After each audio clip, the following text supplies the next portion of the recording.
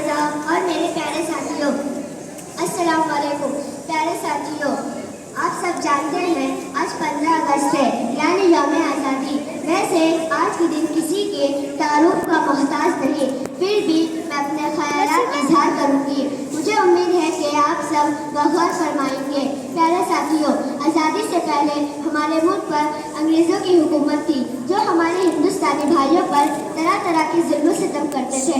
अंग्रेज़ों की ये जुल्म सितम देखकर हमारे हिंदुस्तानी भाइयों ने अंग्रेज़ी हुकूमत के खिलाफ आवाज़ उठाई, इनकलाब जिंदाबाद का नारा बुलंद किया।